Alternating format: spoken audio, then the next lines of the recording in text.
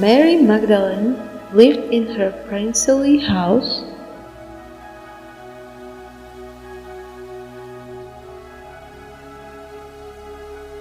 surrounded by luxury and wealth. Her life was frivolous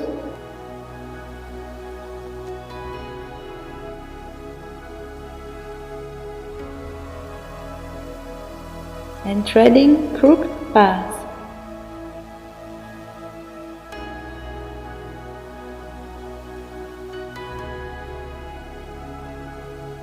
But that night, in her dream,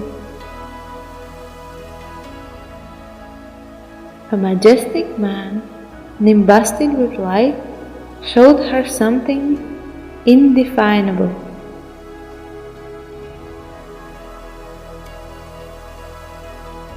His soul felt an indomitable restlessness.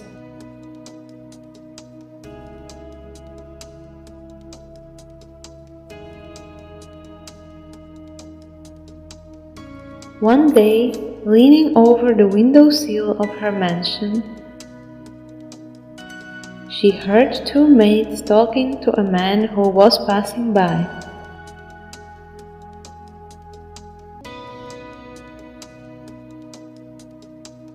He was talking about the prophet who was preaching and healing in that region of Galilee.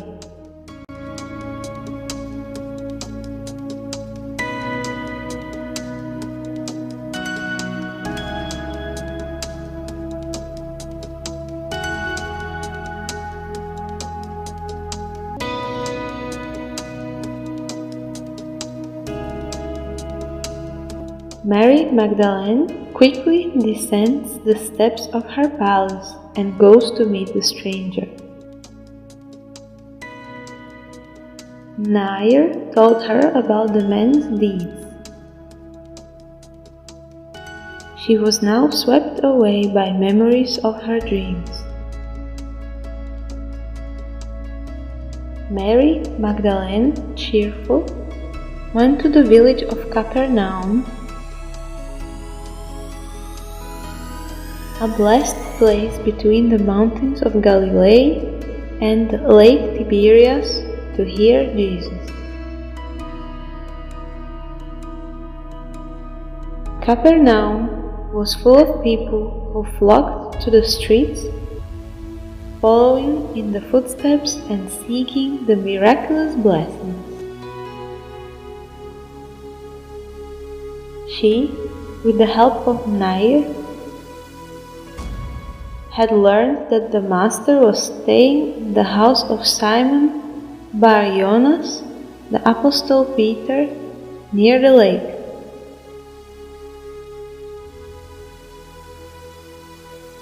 Mary Magdalene, distressed, waits at a distance from the fisherman's humble dwelling.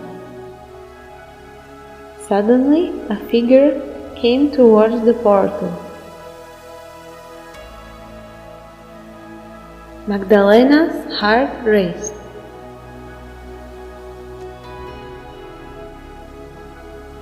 The gust of sea breeze swayed the palm trees around, and the rays of the late afternoon sun gave off golden reflections that enveloped the entire room with light. The proud and gentle figure of the Galilean introduced himself to the mob that saw him. However, his gaze searched the crowd for those who needed him.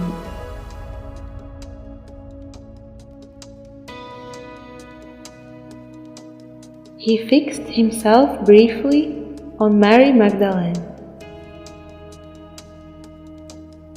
Silence dominated the soul of Magdalene. There was an indescribable serenity. The Master addresses words to her that seemed to echo from the infinite. Mary, I was waiting for you. Mary Magdalene, touched with deep emotion, could only utter a few murmurs. he leaves and returns to Magdalena, gets rid of her palace, and donates her jewels and goats to the poor on the way. Back at Capernaum, Mary Magdalene resolutely followed in the footsteps of the Master. She had completely diluted in her being the greatest manifestation of love the world had ever known, the love of Jesus.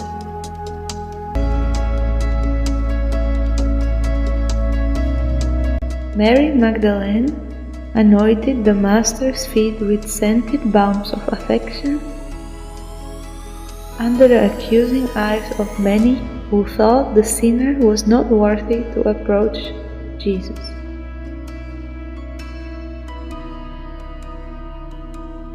In the drama of Calvary, Mary Magdalene is in tears at the feet of Jesus on the tree next to Mary of Nazareth, mother of Jesus, and Apostle John.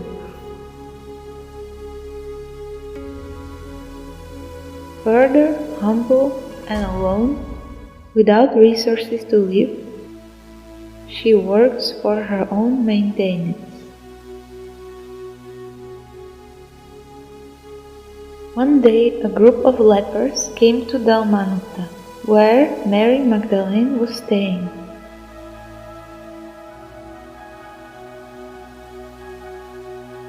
They came from the Idumea.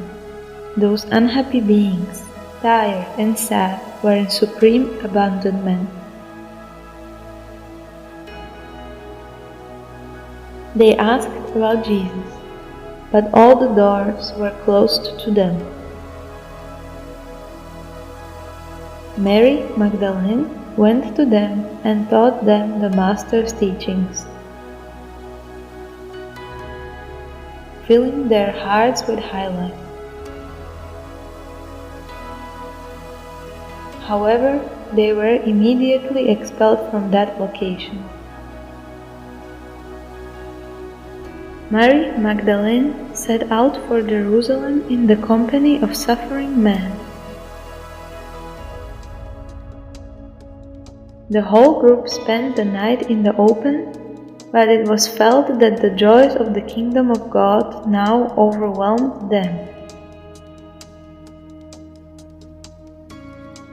When arrived at the city, they were taken to the valley of the lepers, where Magdalene entered with spontaneity of heart. Her spirit recalled the lessons of the Messiah, and a courage had taken hold of her soul. Mary Magdalene explained to them that Jesus had exemplified goodness to the point of death, teaching that all his disciples should be of good courage to conquer the world. In a short time, her epidermis had violet spots. In the fortress of her faith, Mary Magdalene humbly resigned to the wounds that gnawed at her body and undermined her former beauty.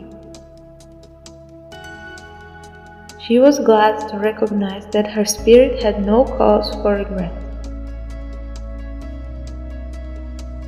Her broken body could no longer walk. A modest family of Christians from the suburbs took her into a humble tent.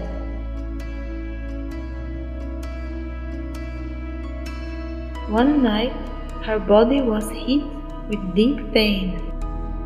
However, her soul was lit by soft reminiscences.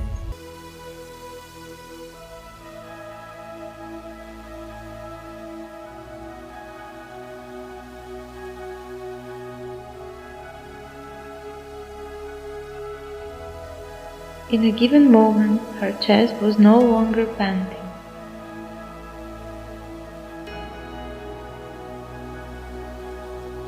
Mary Magdalene, however, felt a consoling sense of relief. She felt under the trees of Capernaum, and the Messiah was waiting for her. That's when she saw Jesus approach. His gaze had the reflection of heaven, and his countenance brought an indefinable joy. The Master held out his hands to her and murmured, "Mary, you have already passed the narrow door. Come, I wait for you here."